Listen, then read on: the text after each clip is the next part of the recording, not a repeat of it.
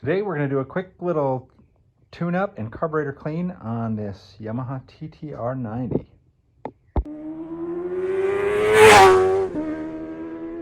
This is pretty much the worst video ever made. Napoleon, like anyone can even know that. Hello my friends, and welcome to Tom's Tinkering and Adventures. Today we're going to be working on a Yamaha TTR90. Now this is brought to me by a friend of mine. He said it's not starting very well. Sounds like it's been sitting, so we're going to go through the carburetor, and I'm also going to show you how to do a valve check and adjustment if required. And I guess we'll take a look at the air filter as well. And that's pretty much everything you need to do on these. The only other thing really on these is oil change. And I guess I could show you the basics of that. But if you have a little bike like this, take care of the maintenance yourself. It's simple. You save a lot of money. So let's get cracking on it. To get started, we're going to take all the plastics, the seat, the tank, the back fender, all that off of here. Underneath here, right under there, there are two nuts to remove, 10 millimeter. Seat will come off. Then you have a bolt right here. Always put your stuff in a plastic tub or something like that. I think that's all we need to get this back fender off. Let's see here. There's a little tab right there. I'm guessing there's one on the other side. There we go. Back is stripped down. Now we got to take the tank off. Let me take a peek. I've never worked on one of these bikes. Out of everything I've worked on, I've never worked on one of these. Okay, looks like we have a bolt probably on each side right here, and the rubber strap, and then of course shut the fuel off and disconnect the fuel line, and then we'll get the tank off. Pretty easy to get this little bike stripped down, just 10 millimeter to get everywhere. Now getting to the carburetor, I'm going to just take the air box off. You maybe don't have to. You could probably sneak the carburetor out without taking it off, but it's pretty easy to take off, and I'm going to clean it all out anyway. So right there and right there, you have these large Phillips head screws, and I should be able to work it out of here. I put the bike up on the lift, and it's a little bit shaky, but it's such a little bike. So, oh, did I loosen that? Yeah, I loosened the boot. Just got to work this boot off of here. I might have to loosen it a little bit more, and then that will come off. Air filter lives underneath here. 3 Phillips head screws. There we go. It doesn't look too bad. A little bit of junk on it there, but we'll clean the whole inside and outside of this off with some degreaser, and we'll resurface that. Now we'll move on to the carburetor. It has some electrical connections on it. Actually, this one looks like it's broken, been broken. But I don't remember what those actually are. It's like a little sensor here. Probably not required, but that's okay. This is your choke cable. It's a 12 or a 13. Unscrew that, and then take these 2 Phillips screws out and slide the slide out of there. See it in there, the slide? Sorry about the light. And then we have 2 Allen head bolts, maybe a 5 or a 6, and the carburetor will be off. That's what your choke should look like when it comes out of there. 14 millimeter. There's your slide and the carburetor. It was very thoughtful of Yamaha. They put this little indent here so you can get a tool in there. That's really nice of them. More manufacturers need to think about the mechanics occasionally. Okay, I'm going to set the camera down so I don't drop the carburetor. I can already smell the old gas in this carburetor. So let's play guess what color the carburetor bowl will be. Did you say green? I think it might be green. Yeah, leaving gas in a carburetor for more than a month or two is going to cause problems. So see this little fella right here? shut the fuel off, and then you open that up. It'll drain the gas out of that. Put a little bowl underneath there, catch it. And if you drain that out, then you leave this motorcycle sit for 4 years. Put gas in it and it will go. Okay, it's not too green, but it definitely does smell. And I'm betting that this pilot jet is going to be clogged up.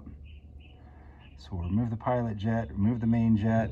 I'll see if the emulsion tube is removable on this model. Not everyone is. But I'll get that taken apart and I'll show you what she looks like disassembled. Okay, here's all our internal parts. Main jet, pilot jet, main jet that controls wide open throttle. Pilot jet that controls your idle. Here's your emulsion tube that goes under the main jet into the body of the carburetor, and that's where your needle goes into. So when you open the throttle, that slide goes up, the needle goes up with it. This little fella actually sits at the top of this, so that goes in first. This goes in right behind it. Main jet goes behind that. The needle goes down into there. As the needle goes up, more fuel flows through here. So if you can get this emulsion tube out, it's good. You can get that all cleaned up. Not every one of them comes out. This one, I was able to press it out through the top. I used a little pin punch, pressed it out. So now I will probably remove this idle mixture screw as well. What I'm going to do is count how many turns out it is. So you screw that in, count the turns. So here, for example, this screwdriver doesn't fit, but I'll just show you. That's half of a turn. Actually, it does kind of fit. There you go. So remember, 90 degrees, or 180 degrees, I'm sorry, is only half a turn, so one full revolution. So you want to count how many turns it takes to put that thing in, and then just turn it in until it gently touches. They're usually at about 2.5. Let's see if we can figure this one out. That's half.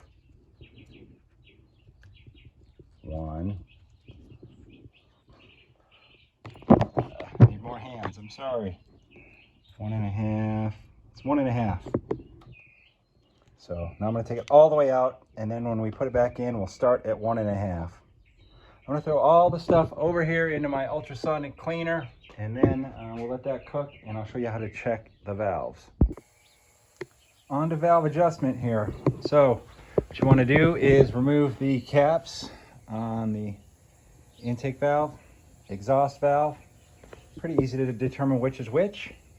Intake is attached right to the intake, exhaust attached to the exhaust. If you can get these covers off, that's wonderful. Sometimes they are very difficult to get off. This one right here fought me pretty hard. I had to give it just a little tap with the pin punch to get it moving. But that's your window in there to tell when you're at top dead center. You can remove the spark plug if you'd like to make it easier to turn over. You can turn it over with a socket right here or with the Kickstarter. I'm probably just going to use the Kickstarter to get it going. So there's a spark plug, you could remove that. Actually, we should probably use the socket just so that you can see this as I'm explaining it. Let me get that set up. Okay, here we go. We're going to start turning this, and I'm going to be watching the valves, and if I see a move, I'll let you know. Okay, there. The exhaust valve. Let me back it off a little bit. Maybe you can still see it. The exhaust valve is opening, so that means the piston is coming up, pushing the exhaust out. Okay, now as the exhaust valve closes, the intake valve should open. That means that the piston is going down, bringing the intake charge in.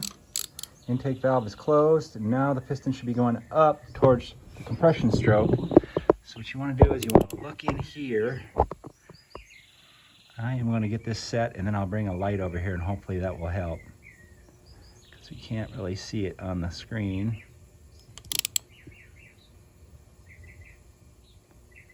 There is a little mark inside of there. Let me get a light and I'll show you.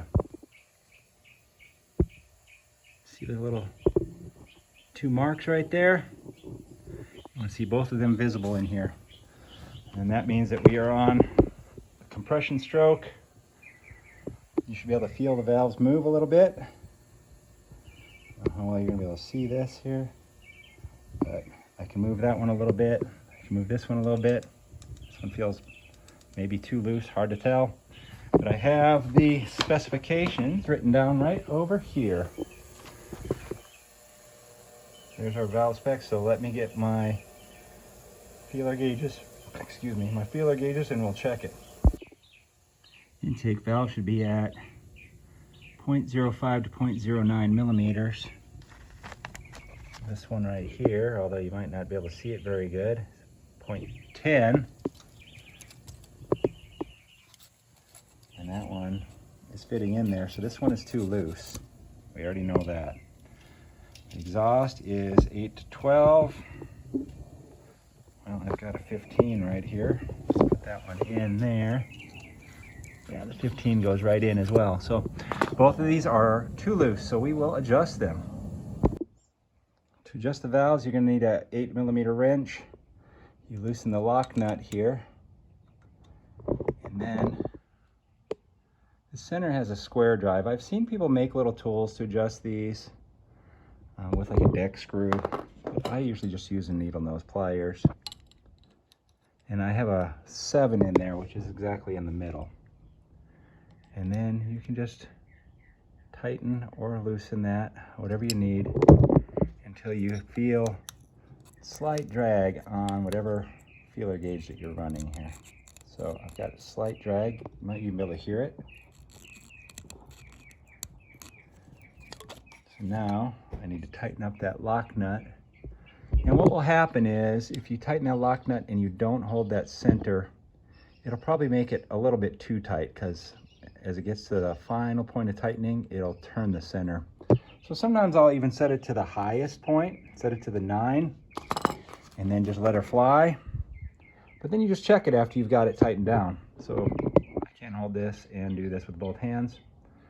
So I'm going to tighten that up, and then we'll check it again, make sure it's at 7.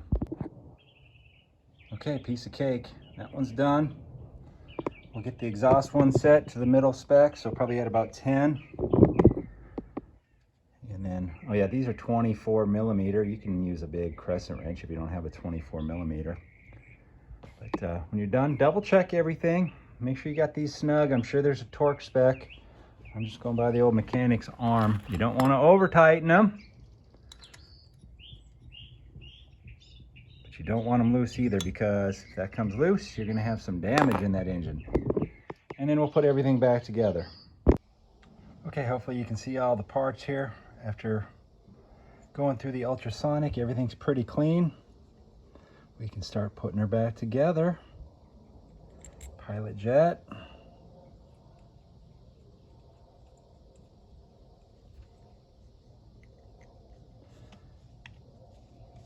And I blew all this stuff out with compressed air to make sure that the pilot jet was clear, the main jet was clear, all the passages on the carburetor. Now when you put this mixture screw back in, make sure you have the spring, little washer, and the little O-ring. You got to get all that stuff out of there. Remember, what did we have? A 1.5 turns out of that thing. So we're going to screw it all the way back in till you feel it gently seat. There you go. 1.5, 1, 1.5. Now that's your starting point. We can tune the bike a little bit with that. All right, now we got to get that little guy in there. And that little guy in there. And that guy in there. And you're going to want to make sure you can see that. Press out of there. See that little silver piece? There we go. Looking pretty good. I'll put the rest of her together. The float, bowl, or the float, the bowl, all that, and we'll reinstall it. I reinstalled the carburetor, put the choke in, the throttle slide. I did not put the airbox on for one reason. The idle adjust screw is on the back side of this carburetor, which is where the airbox sits and covers it. So it's impossible to adjust that. It's also impossible to adjust this idle mixture screw here too. So we'll leave it off. We'll get her fired up. I'll set you in the deal here so you can see what a clown I look like trying to start this little bike. Hopefully I don't. Okay, the throttle, or let's see, the ignition is on. Choke. Oh! Choke's off.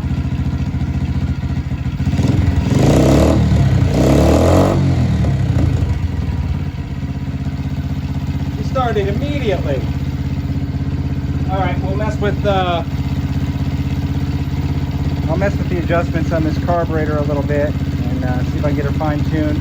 We'll put the airbox on and then double check it again. I'll probably just put it on. I won't put the screws in it because it might run differently with the airbox installed. When you're working on stuff, you know, take a look around at other things. Like I said, I got this thing in here to work on the carburetor, but I noticed, here we are, look at that, there's a nut missing on the exhaust. So we'll dig around, find that. There was also a grommet missing on this side where this plastic fits in. I put one in there. And also the shift lever was really bent, so I straightened that out. Just little things, you know, when working on your own stuff, take a look around. Don't just get stuck in the immediate problem. But anyway, this thing is running pretty dang good. I almost started it by barely kicking it. Not bad. So I'll get that exhaust tightened up and we'll wrap it up here. Oh yeah, since I did say this was a tune-up video, I guess I could show you where the oil drain is. I'm not going to do an oil change, but let's get down here. Tip the bike back a little bit. Right there is the oil drain. Right over here is the oil fill, and it even says how much it takes. 800 cubic centimeters, 800 milliliters, almost 3/4 of a quart. But there you go. Little bike, easy to work on. Take care of it yourself. Save some money. Have a cold beverage after you're done of whatever choice you prefer, and get that sense of accomplishment. Yeah, like I said, of course, save money. You can spend it on some other toys, bigger toys for yourself, or more little toys. It doesn't matter. All right, if you're liking my content, give me a thumbs up. Leave a comment down below. And if you're not already a subscriber, please consider doing so. Thank you very much for watching. Get out there and find your adventure. Adios.